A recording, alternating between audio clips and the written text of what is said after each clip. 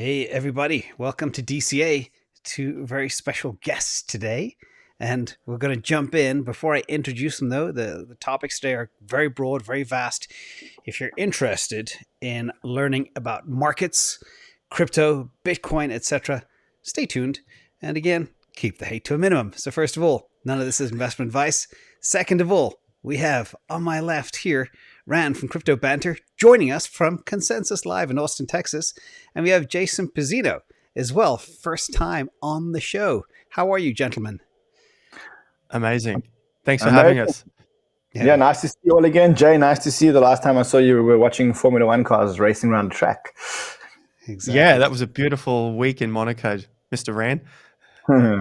Well, that's, as usual, it's amazing you guys just connected last week. Anybody going to Coda and Austin? Going back again? You're probably not going to go back to Austin in a few months. Or would you? So look. I'm trying to convince. No. I'm trying to not let I'm trying to find an excuse that I can stay here for an extra week, so I can go to NFT NYC the following week. Yeah, I've been asked to go to that too. Yeah. So I'm trying to find an excuse because I'm already in the States. It takes me 36 hours to fly back home. So yeah, I'm trying to stay for that, and then I'll see if I come back after that. Awesome. Well, let's talk. Before we talk about the elephant in the room, which is the CPI print. First of all, Ran, would you mind giving us a quick update of your top 3 takeaways so far from the Consensus show that you can share with the audience? Yeah, so I think it's a great question, and I think that the main takeaways are actually not on the stage, but they're off the stage, and that's the most interesting part. And ironically, I actually have spent some time listening to talks on the stage, but the best learnings that I've got are completely off stage. And it's interesting because I've been to, I think it's 2016 was or 15 or 16 was my first Consensus. So I've really been to all the Consensus that they had that have been in person, and this one is very different. So the first thing that you notice is the sheer magnitude of this event. Now, I've watched Consensus grow from being in a small hall into like a bigger hall and a slightly bigger hall. It is like Disneyland out here. It is huge. This is like a big conference. This is like where companies are spending millions of dollars on their stands, like the auto show, like those big trade shows. And when I stood there today, it just struck me about, crypto is no longer something for the few. It is a fast-growing industry that everybody wants to get into, and that people are actually starting to spend millions of dollars to get exposure at. So that's the first thing that got me. The second thing that got me is that there's no retail here. So there's no retail hype, and I think that. So you've got a lot of people. They've spoken about 19,000 people, maybe 20,000 people. But it's not Bitcoin 2022 people, which were retail hype people. These are seasoned blockchain people. So it's much bigger, and it's much bigger with a whole lot of seasoned blockchain people. So what it shows is that we now have this whole, before we had like small niches of blockchain people. Now there are a lot of really seasoned blockchain people. And the last thing that I saw, which is different, is I know when I go to a conference, it's usually a shill fest. It's usually companies trying to raise capital. So it's usually the type of discussions that usually have at conferences is, I'm launching this project, I'm launching that project, would you like to invest? And so what companies do is they go to these conferences to raise capital for projects. And then that's what it kind of becomes. That's what they always say, that the deals never happen at the conference, they happen at the hotels on the side of the conference. Yep. That's a cocktail bar. Exactly. This year's different. People aren't raising capital. It's like, they are, but this is not a capital raising festival, which is what I found all the other conferences to be. This is a conference where people are actually talking about sustainability, solutions, how we're going to fix this, how we're going to get the yields in DeFi right, stuff like that. So it's been a real eye-opener for me because I was expecting Disneyland with retail investors and a shillfest. To be honest, I actually came here with a checkbook looking to invest. I haven't made a single investment, which is very, very, very unusual for a conference of this nature and of this size. Excellent. Great feedback. So thank you for sharing that with the audience. Let's jump in and talk about probably a topic that was discussed heavily in all of your circles today, but the elephant in the room, the inflation CPI print, We had a expectation of 8.3 or less. It came in at 8.6, obviously higher than consensus. The big thing is the whole narrative of peak inflation debate was premature. People are hurting. Average American is getting crushed right now. I read somewhere just a few minutes ago that $22 billion is owed in utility bills in the US alone because of gas prices going up by 34%. Can you imagine what the Europeans are hurting right now? Petrol is up 50%. Mortgages are up 40%, et cetera, et cetera. Everybody is really getting smashed. And a lot of people now are talking about there was an expectation for 50 basis points in the next hike. It's probably going to be 75. What do you guys think? What do you guys see? I'll start with you, Jason, and impact on the market from this print. Well, I think we just saw that on the market. We just saw it tank, like 3%. That's for the S&P. And then obviously cryptos had their hit as well. Personally, like everything that you've said, you see it all the time. There's everyone is hurting. They can't afford stuff. I mean, I've got a cycle theory and it's been working very, very well throughout this entire time. 2022 was going to be a difficult year because we've come off the back of huge growth in assets. You see property up, obviously crypto is up, stock market's up, everything is up. And so we need this year as a bit of a cool down, just a deflate out of everything that's basically gone absolutely nuts. And so if I'm looking at it in terms of an investor, I see this year as one of the best years to be investing moving forward. And in terms of the cycle, we're still looking, as what we've been saying since about December, we're looking for a low probably coming soon in about Q3, Q4 at the latest, but probably something like Q3. It's not that things will seem like they're rosy after that low comes in, because we all know that once a low comes in, there's still fear, there's still a lot of downside, there's a lot of depression in the market. But that's going to be a fantastic time to be re-entering. Obviously, my opinion, not financial advice, all that sort of stuff. But I'm really, really looking forward to that, especially as an investor. And I know other people are hurting, but this is sort of all working well into it. The inflation figures and just the slowdown that is necessary for the market just to take a breather before we go on that next leg up. Yeah, that's interesting. I don't see us going out to Q4 by no stretch of the imagination. But I'll tell you what I think after I hear from Ran. What's your take on CPI and crushing people all over the world? And of course, we know these numbers are contrived anyway to begin with. In a nutshell, I want to say what a fuck up. I mean, this is an epic, epic, epic disaster, in my opinion. Why? I think we all know that the inflation numbers are higher than that, but a lot of people were expecting them to at least remain under 8.3, which was what the forecast was. Now we're getting inflation higher than it's ever been. So, we've now crept up higher than it's ever been, or in recent history. And the employment numbers are very, very high. So we've got stronger than expected employment numbers, higher than expected inflation. The Fed's got a license to continue to increase interest rates. 0.5% is guaranteed next week. If you looked at the forecasts for the following month, FOMC, there's a 35% odd. This morning it was 35% odd of 0.75. So now 0.75 is on the table. And I can tell you that the more I see this, the more convinced I am that the Fed could raise interest rates way, way, way higher than 3%. I saw a chart. I don't know if I've got it. The chart shows Joe Biden. What time frame do you think, Brian? Sorry to cut you off. What time frame are you saying in terms of 3%? I think before then, I think by the end of the year, I think inflation is going to go way higher. The interest rates are going to go way higher than 3% by the end of the year. Everyone thought that they would start coming down, but I think they're going way higher. Yeah, so my theory is this. First of all, because the debt to GDP ratio is 130%, every time they raise 25 basis points, they basically reduce GDP growth by 30, 40 basis points. That's the problem. So the more they raise, yes, they will destroy demand and everything else, but they'll also spin us into financial Armageddon and take GDP down way beyond into a long-term recession. They know they can't do that. That's the problem. But hold on a second. So they can take us into what we call financial Armageddon. We are people that have assets. The problem is that this is an election year, and if you look at the majority of people are hurting because they can't afford gas prices, they can't afford mortgage payments, they can't afford anything that they do with inflation. The number one priority in the United States right now, the number one priority is to reduce inflation. Nothing else matters. Just reduce inflation. My concern is that the Fed could go back to a scenario where they take interest rates up to 10%, 15%, and say, you know what? Right now, employment is very, very, very high. There has been what I call posturing from companies like Coinbase, like Tesla, saying, hey, we're on a hiring freeze. We're not cutting any more jobs. 10% of our workforce is going to fall away.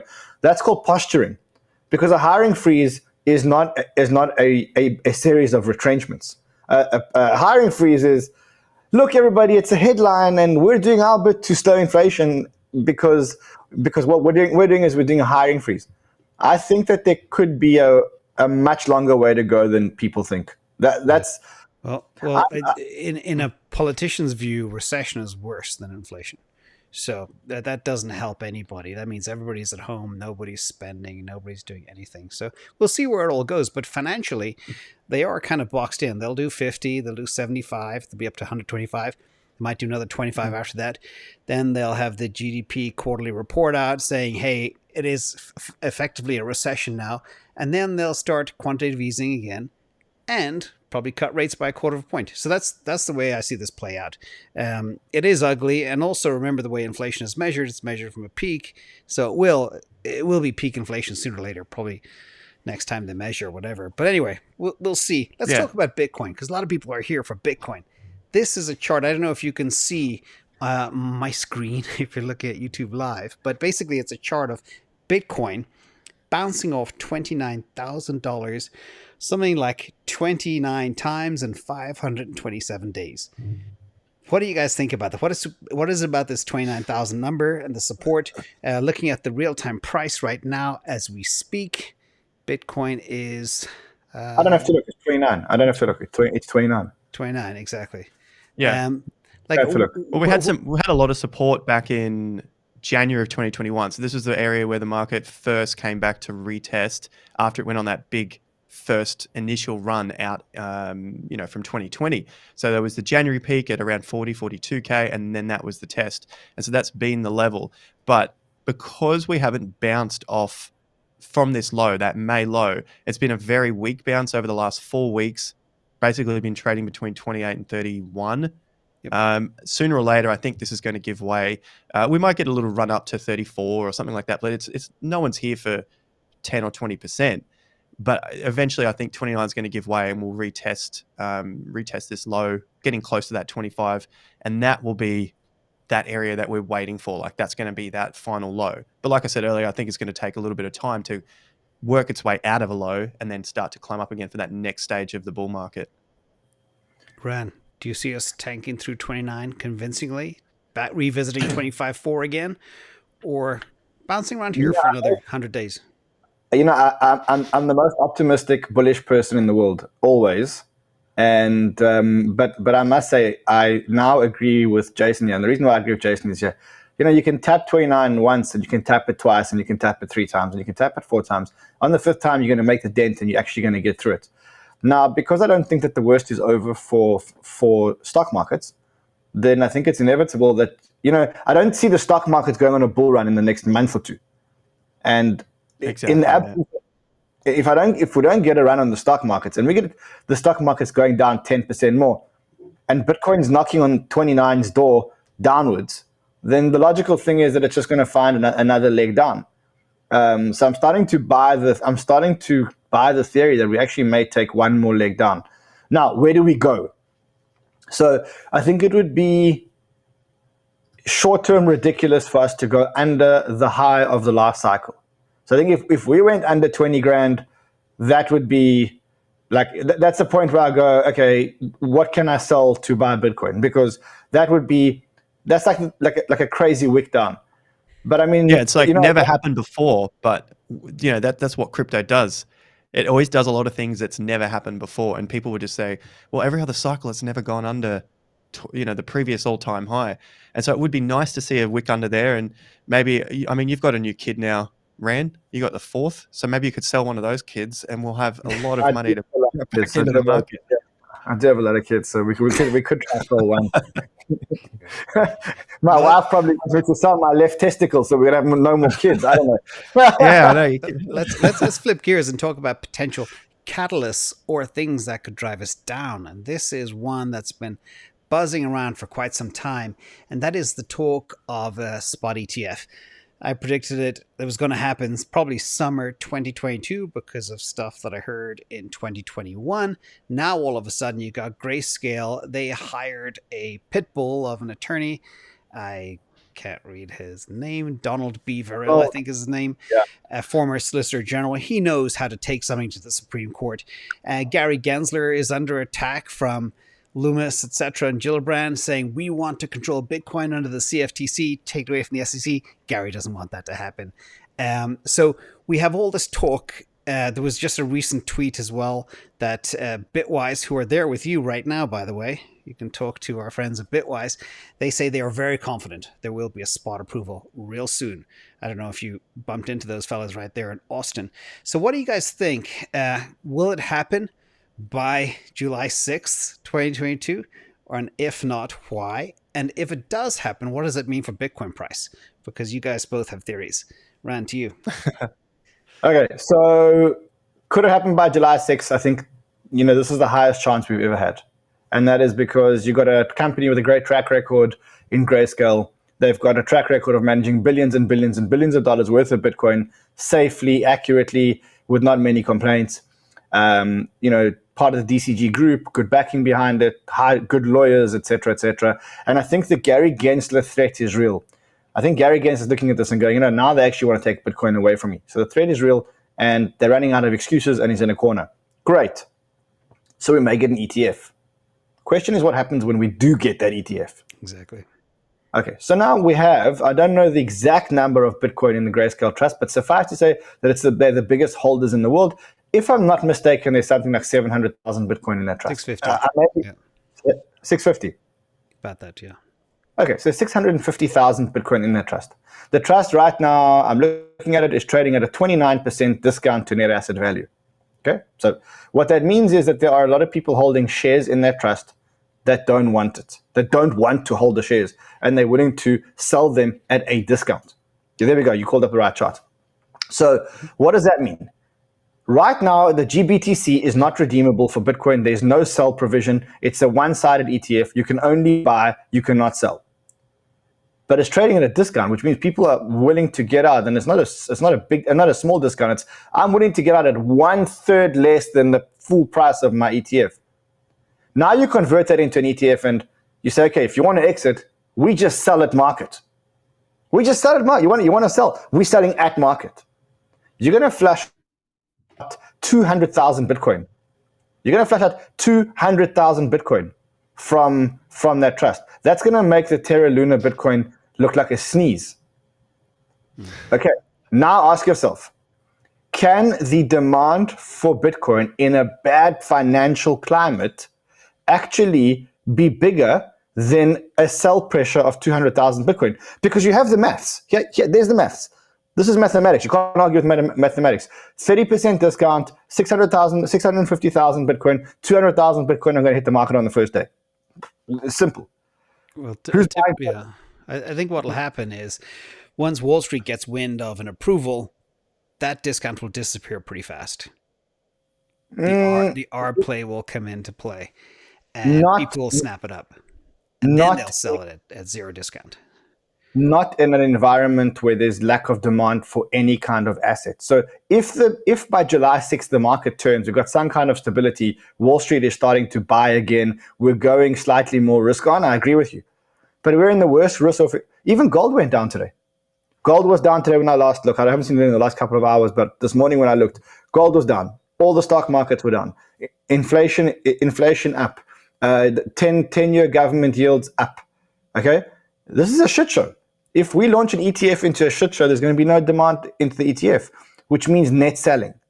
And if we get net selling, then that's going to bring the Bitcoin price down even more. Probably the best buying up. This could be the best buying opportunity you'll ever see for Bitcoin. We spoke about the one catalyst that could give you that wick that goes under 20,000 if it ever happened. This could be it. And this is where I sell my left testicle. This is the one. Yeah, gold actually did shoot up today about 1%, about $20. But when you look at the macro backdrop, it's never been more perfect for gold right now, and it's quite stunning. It's not at $3,000, personally speaking. It's winding up. Yeah, Gold is definitely winding up. You're getting those nice higher lows on it for a trade. I like it for a trade. Yeah. cool. Well, let's switch gears now, because a lot of people in the audience are interested in altcoins, and we've kind of. It sounds like, in summary from you both, the spot ETF will not be the catalyst for Bitcoin price. Fair to say? I think so. But I think you we're believe waiting on that.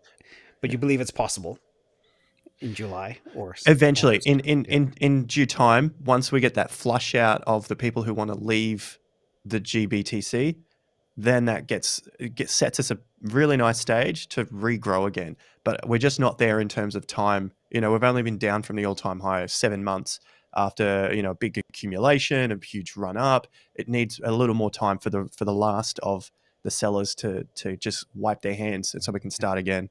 Because I just know a ton of people that have been watching Bitcoin since 2015, 2017, but they never had the courage to buy. And they've been waiting for the right time to buy. And these people are moving large dollar amounts.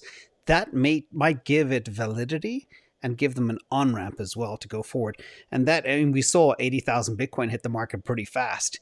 The dent wasn't too bad. So 2.5 times that, it could be digested. Yes, the price may go down to 25K, but I think right afterwards it'll V-shaped recovery. Let's switch gears and talk about altcoins for a second. Obviously, this is Bitcoin season. Bitcoin dominance is kind of strong. We'll talk about that in a second too. But when would you imagine altcoin season ever returning right now? I know that, Ran, you went into a 3x leveraged position recently on one. How do you guys feel about alts? I'll start with you, Jason, on this one. Get your take. Alts. I'm going to sound like the biggest bear that you've ever had on your show, but alts need a lot more time. I think a lot of people will agree with that who have been in the space. You've seen the cycles come through 2017. You've seen it happen in DeFi summer. You see it at the previous cycles. They need so much more time because they still need to flush out the last of the weak hands. And then they still need to go on an accumulation phase, which can take months and months and months. And the longer the accumulation, the better it is for that big boom up, which is what I'm waiting for. But I've seen it before, and I'm just waiting for alts. I'm looking at your chart here on the side, but the total market caps for altcoins, they still have a bit of flushing out to come. The Bitcoin dominance is dominant at the moment, so that's not in a good healthy state for altcoins to have an altcoin season. And so many other alts are still a long way above where they were when they came out of their accumulation in 2019, 2020. They still need to flush out. I was at Ran and I were in Monaco last week, and there was some Solana guys there, and other people who are in that space. Some of these people still bought it at 50 cents, $1, $2. Solana's at 39. It could still go down a hell of a long way, and they're still up a lot. I think people forget that. They just think $40 is cheap for Solana, but you're like, yeah, there are a lot of people in here in a lot of these coins that were in very, very early. Yeah, 1 year ago it was $20. So and then 13 months ago it was $8. So it's been all over the place. Ran, what do you think of alt season? And I think I'm going to pivot the question a little bit differently. I think this is not 2017. This is not 2018 anymore. This is a different cycle. And the layer ones have so much compelling value. They process so much business on a daily basis that they are just not properly valued. If you compare, it's like the transfer value going through Ethereum compared to Bank of America, it's mind-blowing when you look at those kind of relative quant perspectives. What do you think, sir? So I do think that right now it is alt season. It's alt buying season. Do I think that alts can get cheaper? Maybe, possibly. At some point, everything's correlated to Bitcoin. If Bitcoin comes down, alts are going to be coming down. For me, I'm too scared to be. Remember, you've only got one testicle left here, so. Yeah. So exactly. Look, I don't want any more kids, so you can have it, kind of thing.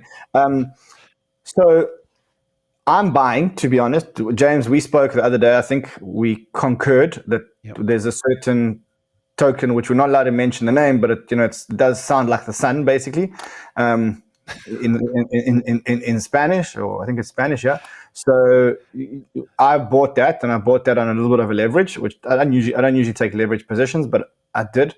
The reason why I did though is I'm blocking out noise and I'm only buying fundamentals. And like when I look at fundamentals, I see that the number of active addresses on Solana continues to grow, the number of transactions continues to grow. You did say something that's quite true, and that is Ethereum is obviously doing way more value than Solana, but Solana is doing way more transactions by multiples. So it means that the man on the street is messing around with Solana and bigger transactions are happening on Ethereum. That's not going to change if it's continuing throughout the bull market and continuing throughout the bear market, which says to me that regardless of what Solana's issues are, and the market is punishing Solana a lot because the Solana keeps having outages, they've got a credible plan to fix it. We read the plan. The plan's a credible plan to fix the outages. So to me, I'm kind of going, hold on. You have a blockchain that is more used than, I would say, any other blockchain. Yep. So Ethereum is more used in terms of value, but Solana is more used in terms of active addresses and usage on the blockchain. And the market has punished Solana because Solana broke.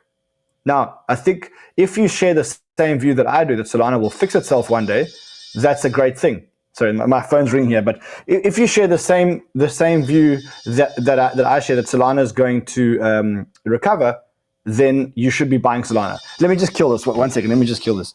Yeah. 1 second. Sorry. Yeah. With the Solana and the pricing and stuff like that, I think you guys are right. There's a lot of good value that's actually happening on that network. But just like what happens to the upside, we go well beyond any sort of hopes and dreams and what it's valued at. The same thing almost always, I think everyone would agree with that with altcoins, is they go way down to the opposite end, like beyond what we all think the fair value is. And then that is like that prime opportunity to be scooping up something cheap. Yeah. And one of the things I look at is I always have this, like if you can see on the chart here, I've got a thing called the roof and the floor. The roof is about 50% Bitcoin dominance. Floor is about 39% Bitcoin dominance. And we've been in that range now for nearly a year and a half. But if you add up the relative market caps, you got Bitcoin, 550 billion, ETH, 200 billion, stable coins, 120 billion. That's 870 billion. That leaves about 300 billion for 18,000 other tokens to share.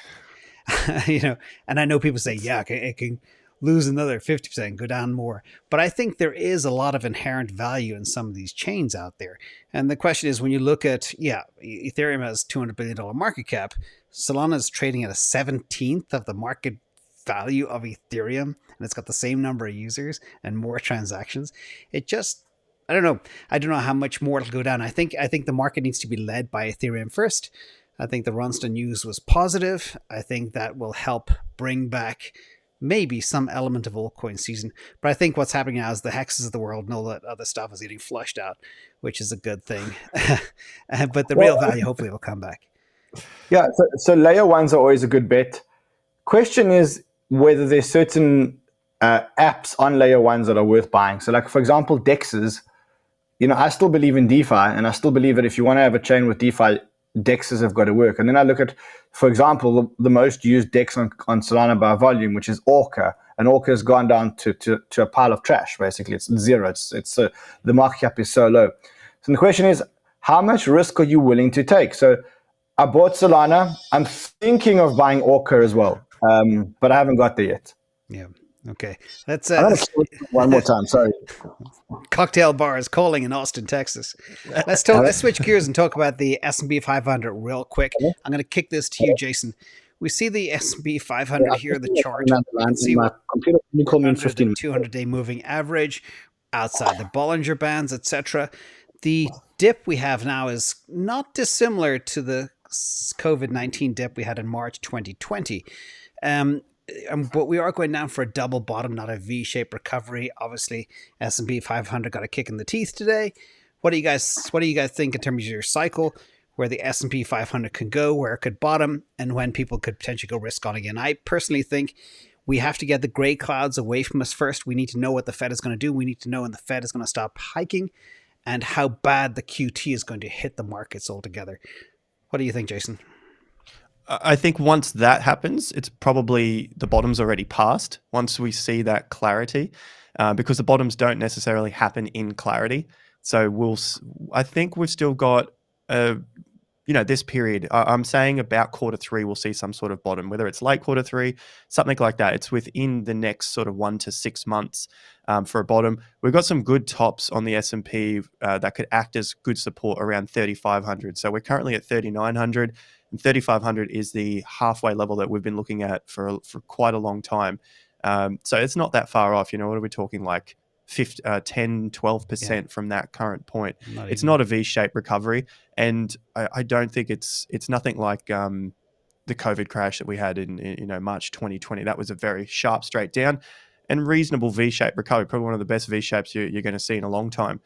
So I think this is going to grind out in 2022 once we find that bottom, and then 2023 will continue to grind out. And this is on like Donkey Kong probably for another few more years after that, before we get the big collapse that everyone has been waiting for in 2020, in 2021, in 2022. That's going to come when everyone is the most positive. And right now, everyone's not positive. And I think we've still got a long way to go in this bull market after we get a low, probably in the next 1 to 6 months. It's funny, you had a guest Ran on your show this morning. It will remain nameless. We're at 90% down to go in the S&P 500, etc. But what do you see happening? No. What's your opinion on the stock market per se, whether NASDAQ or S&P 500? So stock markets don't crash. I know it's a big statement, but stock markets don't crash anymore. We had COVID, and COVID was, how long was the correction in COVID? 2 weeks before we started to recover rampantly? Not even.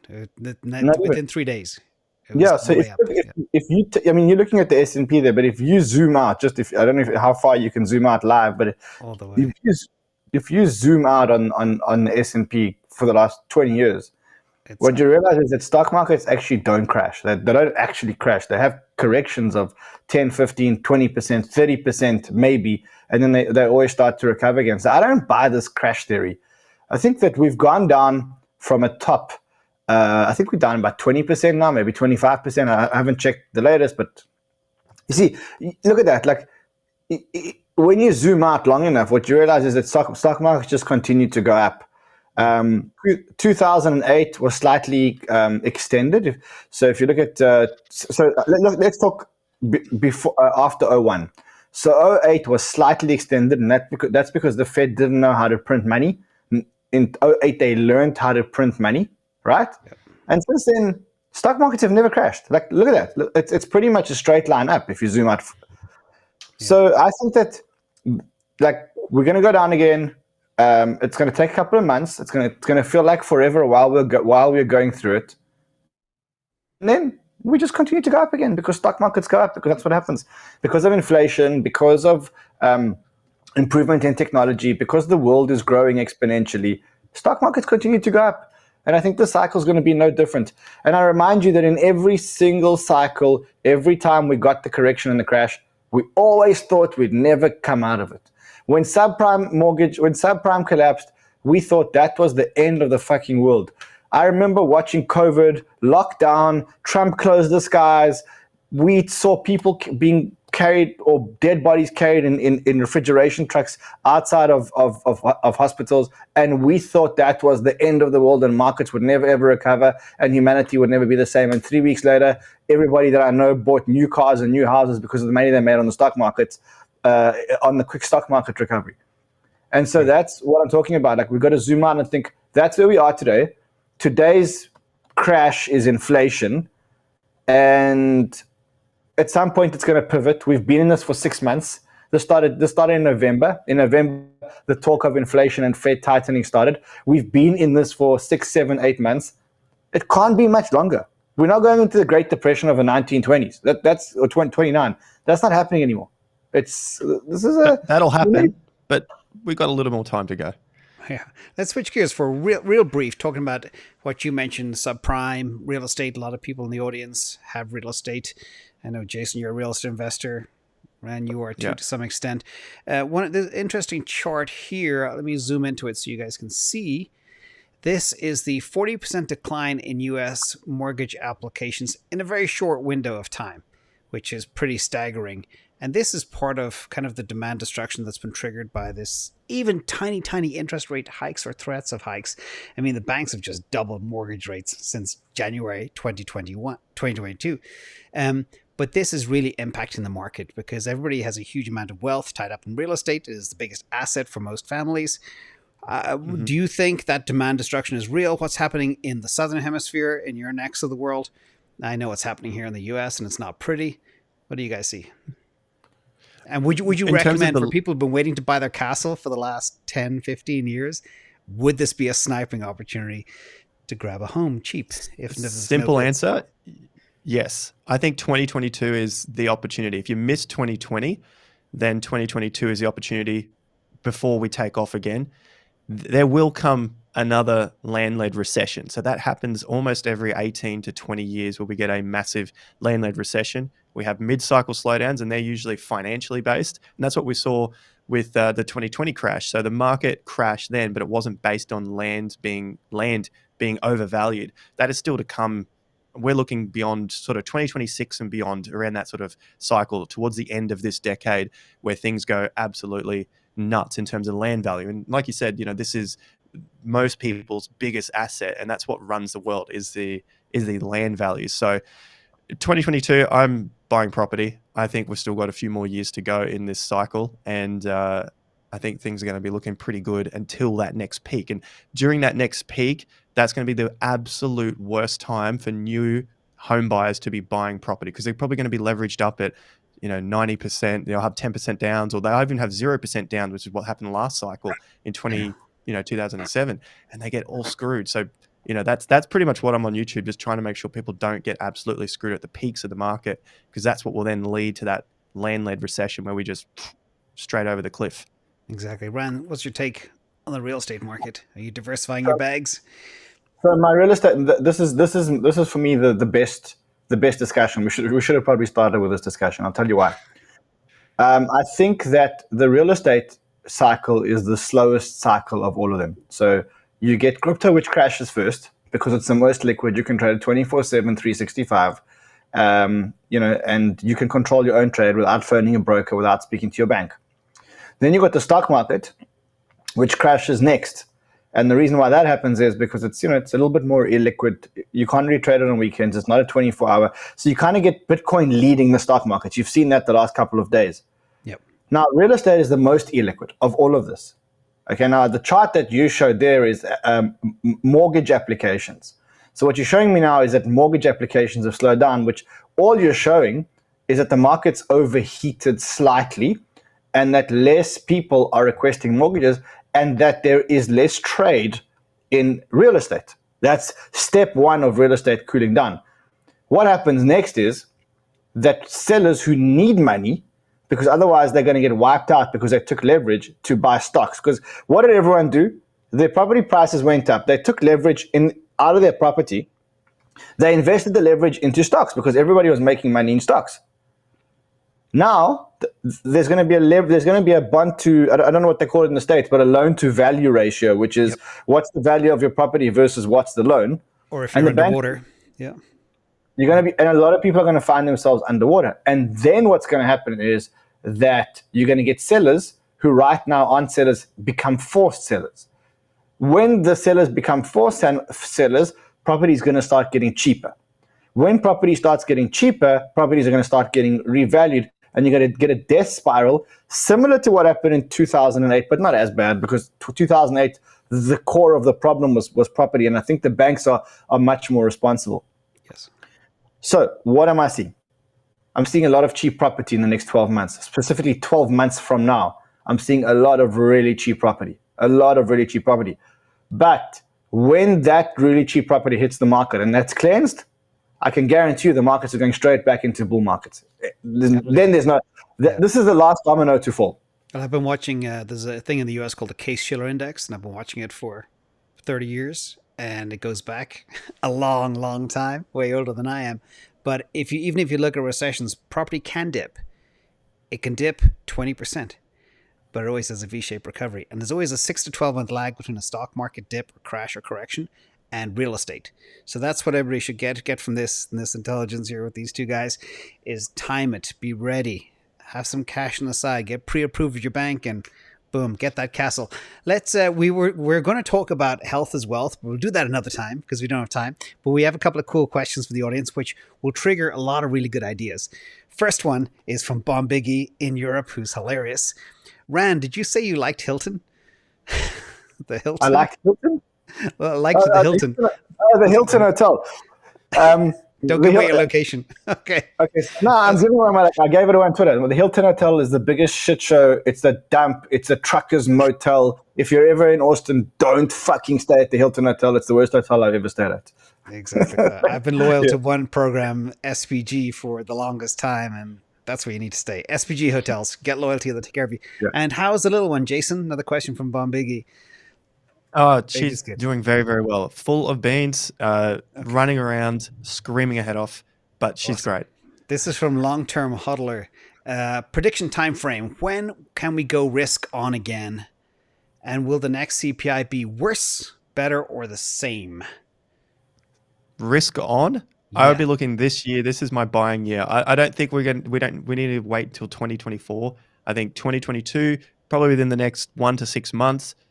That's where I'm starting to put more money into the markets, crypto, real estate. Ran? There's a there's a time to be active in the market, and there's a time to go on holiday. And I must be honest. I think that right now the best thing to do is to stay out the markets, not to go risk on. It's not time to go risk on again. There's a meltdown happening, etc. James, I don't know if it's etiquette on your show to maybe bring up a topic, but I see a topic that's going on, and I don't know if it's worth bringing it up. Are you okay with me bringing up a topic on the show? Sure. But let me answer this question first for Mike. I think we're going to go risk on middle of August to the end of August. That's my line in the sand. And there's a whole bunch of reasons for that. Okay, bring up the topic. I think that's good, James. You've got a summer to go away on holidays, and then it's ready to go. Yeah, but nibble in the meantime. I mean, if certain assets get real cheap, be ready with that rifle. Go, Ran. What's the topic? So, I'm going to bring up a topic. And again, if you want to shoot it down. But I think it just makes for interesting talk. And we've got three minds here and this is happening right now as we speak. But there is a massive arbitrage between STETH and ETH. So STETH is what people do is they stake their staked ETH, and they get a liquid token back, which is STETH. And right now there is an arbitrage where the staked ETH is trading at a massive discount to ETH. It's about 5 or 6%. There's a liquidity crisis, which is huge. That's massive because that's 100% backed asset. Remember, it's not like Luna where this is 100% backed. One staked ETH is equal to one Ethereum. What this shows you is that people are willing to sell ETH at a 5 or 6% discount now just to get out, which shows the first sign of a liquidity, of people needing liquidity. I think it's a big topic. Yeah, I agree with that. And I actually anticipated, I think it was middle of last year, that we all expected the proof of stake merge to happen by March. And I expect a huge dip in Ethereum April 1st timeframe, but obviously we're behind the scene. But I think when the proof of stake merge does happen, there will be a sell-off, akin to what you said about GBTC.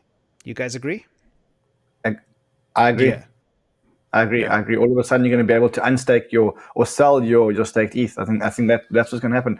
Somehow that's linked to Celsius. I think Celsius are big holders of STETH. I don't know. I'm just reading on Twitter and reading in the comments, but somehow that's linked to Celsius. I'm not sure exactly how. In fact, Evan in Sydney asks, "What do you guys think about Dylan LeClaire's comments today about Celsius?" Did you guys see that? I didn't see the comments. If you fill us in.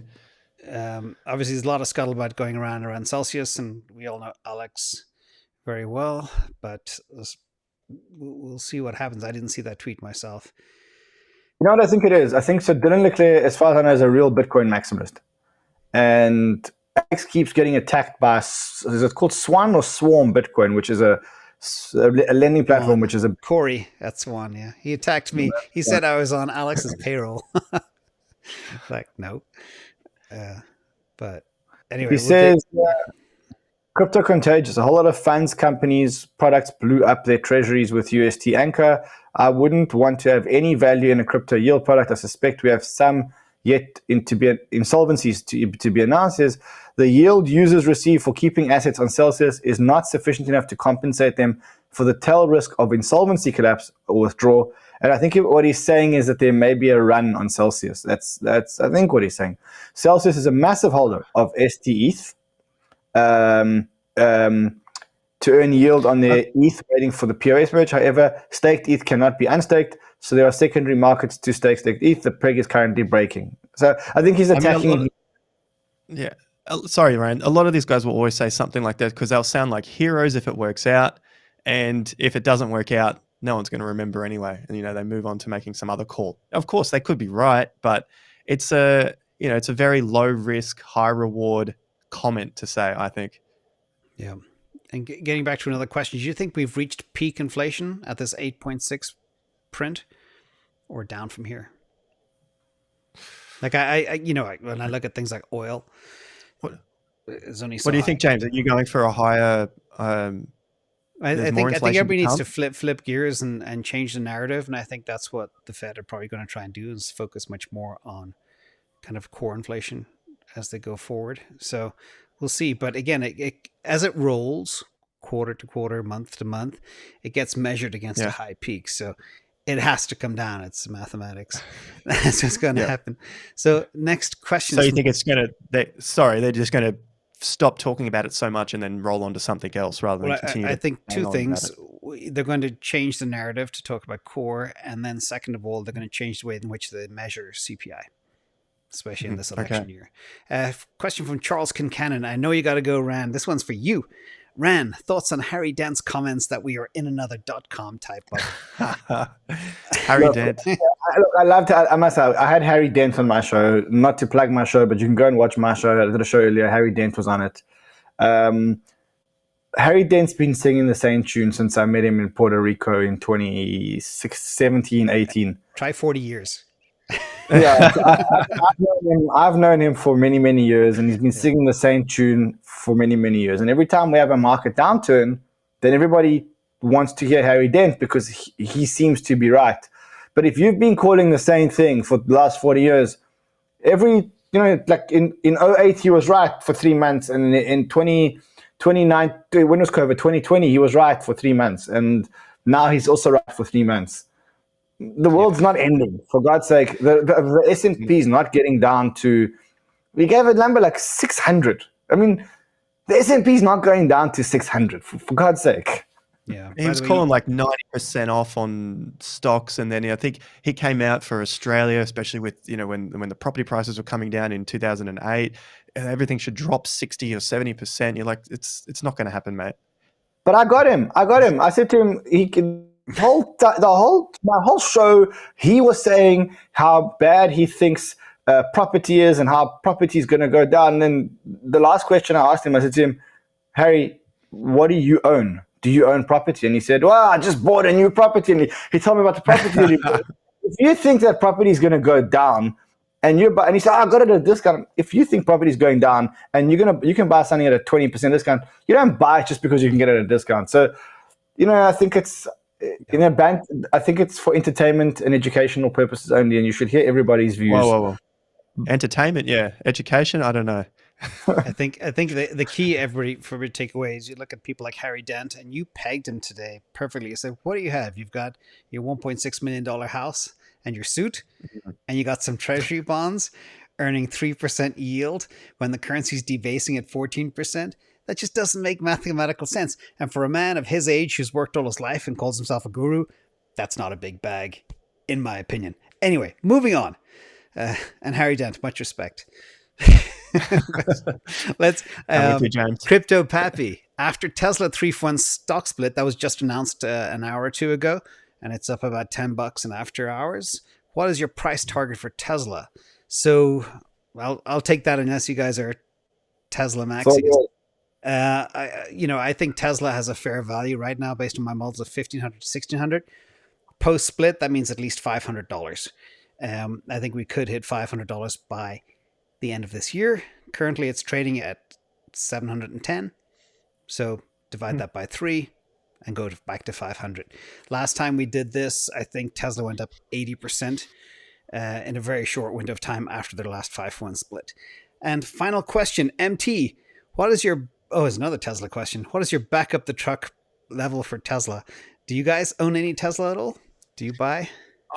I don't, because that would mean that I would be heavily into tech. And usually what we see at the second half of the real estate cycle is tech underperforms banking and real estate, because that's what takes on the next half. And that's like 200 years of data of what happens there. So tech is probably going to not perform too well. I think if Tesla doesn't hold that $640, then we've got the next support level around that 550 to 500. Yeah, it's not something I've owned. Sorry, James. Yeah, no, not at all. I'm a big Tesla bull. So, Ran, you any? I'm a huge bull in Tesla. I don't buy Tesla directly. I buy ARK Invest because for me that's an easier basket to manage. I'm still a big believer in growth, and especially the growth's been really hard hit. So for me, I'm a big believer in growth. I'm buying it for 10 years. My horizon is genuinely 5 to 10 years when I'm buying growth.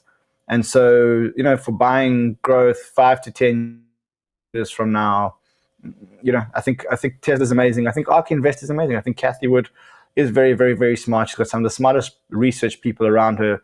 She buys really good stuff, and eventually the cycle will turn, and we will go back into growth. Good. I mean, Cathie Wood's ARK is at the same price as it was at the COVID crash now. So all of those gains for the year has just been wiped out completely. Yeah, very oversold. Good friend of mine is one of the top guys at Zoom and places. I mean, that's a cash cow.